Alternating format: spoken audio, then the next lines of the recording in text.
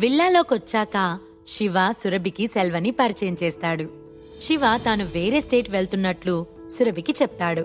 తనకి తెలియకుండా ఈ ట్రిప్ ఏంటని సురభి ప్రశ్నించగా శివ చిరునవ్వు నవ్వి,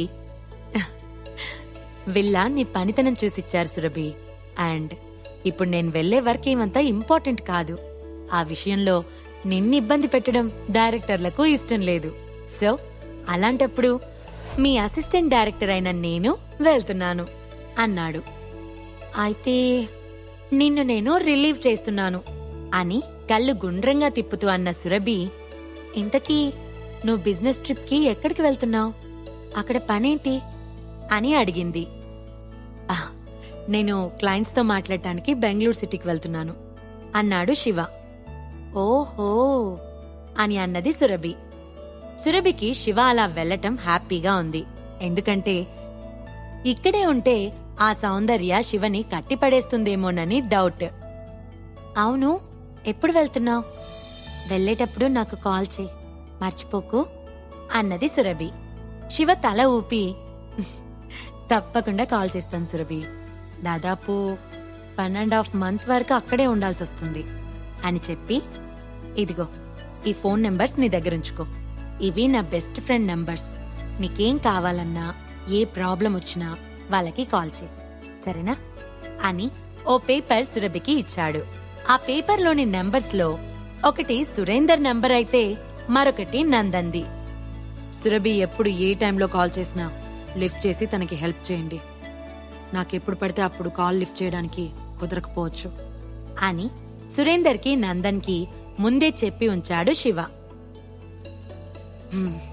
ఇక్కడ సురభికి ఏ ప్రాబ్లం లేకుండా ప్రశాంతంగా ఉంటేనే నేనక్కడ ప్రశాంతంగా వర్క్ చేసుకోగలను అని అనుకున్నాడు శివ. సరే శివ అని శివ ఇచ్చిన నంబర్స్ తన బ్యాగ్ లో పెట్టుకుంది సురభి. శివ ఫ్రెండ్స్ ఎవరో తనకి తెలీదు, కానీ శివ హైదరాబాద్ సిటీలో తనకంటూ కొంత సర్కిల్ ని పెంచుకున్నాడు. అది మాత్రం ఆమెకు అర్థమైంది. శివ మెల్లగా నవ్వాడు. చాలాసేపు ఫ్యామిలీ ఇష్యూస్, బిజినెస్ గురించి సురభి శివలు చాలా కాలం తర్వాత మాట్లాడుకున్నారు. సురభి తనకి కంపెనీలో వైస్ చైర్మన్ గా ఛార్జ్ తీసుకున్న తర్వాత ఎంప్లాయీస్ గురించి, రీసెంట్ గా తాను డిజైన్ చేసిన డిజైన్స్ గురించి ఇలా చాలా టాపిక్స్ మాట్లాడింది. శివ సురభికి డిజైన్స్ లో మరికొన్ని సజెషన్స్ ఇచ్చాడు. ఇక నైట్ డిన్నర్ తర్వాత సురభి తను చూస్ చేసుకున్న బెడ్రూమ్ కి వెళ్లి రూమ్ అంతా తిరిగి చూసింది. లగ్జరీ విల్లా, దేనితోనూ పోల్చలేనంత బ్యూటిఫుల్ గా ఉంది అని అనుకుంది సురభి. శివ 3rd ఫ్లోర్ లోని బాల్కనీలో నిల్చొని తన చేతులను వెనకకు పెట్టుకుని దూరంగా కనిపిస్తున్న చంద్రుణ్ణి చూస్తూ ఉన్నాడు. శివబాబు, నువ్వు ఖచ్చితంగా ఇంటికి వెళ్లాల్సిందేనా అని అడిగాడు సెల్వ. శివ ఏం మాట్లాడకుండా ఆలోచనలో ఉన్నాడు. శివబాబు, ఇప్పుడు మీరు యుక్త వయసులో ఉన్నారు. మంచి లైఫ్ ని లీడ్ చెయ్యొచ్చు. మంచి జాబ్, అందమైన మంచి భార్య ఉంది. మీ తాతగారు మిమ్మల్ని ఇలా చూస్తే చాలా సంతోషిస్తారు. అలాంటిది ఇప్పుడు మీరు రివెంజ్ తీర్చుకోవడానికి పులిబోన్లోకి వెళ్లటం బహుశా మీ తాతగారికి కూడా ఇష్టం ఉండుండదు అని అన్నాడు సెల్వ. నిజానికి సెల్వకి శివ గురించి చాలా టెన్షన్ గా ఉంది. శివకి ఎబిలిటీస్, పవర్ ఉండొచ్చు. అయినప్పటికీ అతను పోరాడబోయేది మెహ్రా ఫ్యామిలీతో. పురుషోత్తం ఫ్యామిలీ చాలా పెద్దది. ఫ్యామిలీలో ఎంతో మంది టాలెంట్ ఉన్నవాళ్లు, పవర్ ఉన్నవాళ్లు ఉన్నారు. ఒకప్పుడు ఇండియా మొత్తం తమ ఆధిపత్యంలో నడిచేది. చివరికి ఫ్యామిలీ మొత్తం కనిపించకుండా పోయింది. కారణం మెహ్రా ఫ్యామిలీ. మెహ్రా ఫ్యామిలీకి చెందిన ఓ మహిళ పురుషోత్తం ఫ్యామిలీ మొత్తాన్ని క్లియర్ చేసేసింది. ఇటు చూస్తే శివ కేవలం ఒక నార్మల్ పర్సన్. అలాంటి శివ వాళ్ళని ఎదుర్కోగలడా అని సెల్వ భయం. పురుషోత్తం ఫ్యామిలీ పర్సన్ ఇంకా బతికే ఉన్నాడు. అతను చేయాల్సినవి చాలా ఉన్నాయి. నా ఫ్యామిలీలో అందర్నీ పోగొట్టుకున్నాను, కానీ నా తండ్రి కుటుంబాన్ని, వాళ్ళ కష్టాన్ని స్వాధీనం చేసుకోకుంటే, వాళ్ళ చావుకు కారణమైన వాళ్ళని ఫినిష్ చెయ్యకపోతే నాకు సమాధిలో ఉన్న శవానికి పెద్ద తేడా ఏముంది అని కూల్గా అన్నాడు శివ. సెల్వ ఏదో చెప్పాలి అనుకున్నవాడు కాస్త ఆగిపోయాడు. ఇక తాను ఎంత చెప్పినా శివ ఆగడు కాబట్టి ఇంకేం మాట్లాడలేదు. శివ అంత ప్రశాంతంగా ఉన్నప్పటికీ అతని మనసు పొరలలో సముద్రపు అలలు ఎగసిపడుతున్నాయని సెల్వకి అర్థమైంది. నువ్వు వెళ్లే పనిలో గెలవాలని, నీ కోరిక నెరవేరాలని కోరుకుంటున్నాను శివబాబు అని మనస్ఫూర్తిగా అన్నాడు సెల్వ. తప్పకుండా అని చిరునవ్వు నవ్వాడు శివ. ఇంకా మాట్లాడటానికి ఏమీ లేదన్నట్లుగా సెల్వ అక్కడ్నుంచి వెళ్లిపోయాడు. తెల్లవారింది. శివ ఇంటి నుంచి బయలుదేరుతున్నాడు. సురభి ఇంకా తన రూంలోనే ఉంది. సరిగ్గా అదే సమయానికి సెల్వ శివ దగ్గరికి వచ్చాడు. శివబాబు, తాతగారికి సీరియస్గా ఉందంట. హైదరాబాద్ నుంచి బాంబే షిఫ్ట్ చేశారు. కాబట్టి మీరు ముందుగా తాతగారి దగ్గరికి వెళ్తే బావుంటుంది అని అన్నాడు. శివ కళ్లతోనే సరే అని సైగ చేశాడు.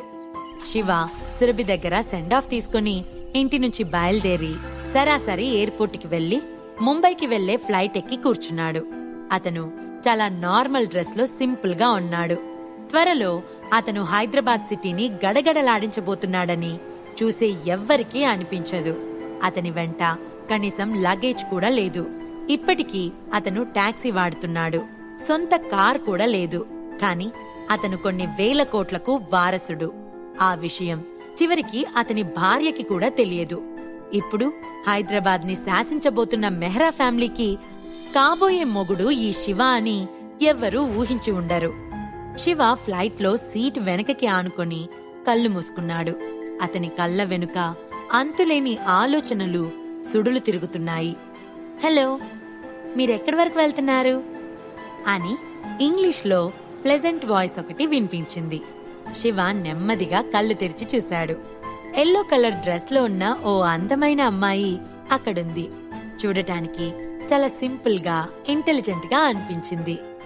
ఎందుకు నన్ను ఇబ్బంది పెడుతున్నారు అని అన్నాడు శివ. ఆ అమ్మాయి ఆశ్చర్యంగా చూసి తన చేతిని నోటికి అడ్డు పెట్టుకుంది. ఆమెకి కోపం రాలేదు. చిరునవ్వుతో, నా పేరు లీసా, నీ పేరేంటి అని ఇంగ్లీష్లో అడిగింది. ఆమె టోన్ కొంటెగా ఉంది. శివ నవ్వి సైలెంట్ గా ఉన్నాడు. లీసా పెదాలు బిగించి బుల్షిట్ అని మొహం తిప్పుకుంది. ఆమెకి ఒంటరిగా జర్నీ చేయడం బోర్గా అనిపిస్తుంది. తన ఏజ్ ఉన్న అతన్ని చూడగానే హ్యాపీగా ఫీల్ అయింది. కాని అంతలోనే శివకి ఇంగ్లీష్ అర్థం కాదేమో అని బోర్ పర్సన్, చదువురాని మూర్ఖుడు అని అనుకుంది లీసా. బుల్షిట్ అంటే చదువురాని వాళ్ళకు కూడా అర్థమవుతుంది. కాస్త ఇంగ్లీష్ మాట్లాడినంత మాత్రాన నువ్వేదో గొప్పగా ఫీల్ అవుతున్నావే అని అన్నాడు శివ. యూ అని శివ వైపు కోపంగా చూసిన లీసా, ఇడియట్, స్టూపిడ్, ప్రపంచం చాలా ముందుకు వెళ్తుంటే ఇప్పటికీ నువ్వు ఓల్డ్ మ్యాన్ లా ఉన్నావు, అంత పాత భాష మాట్లాడుతున్నావు అనుకుంటున్నాడు శివ. ఆమె సడన్ గా శివ వైపు ఆశ్చర్యంగా చూసింది.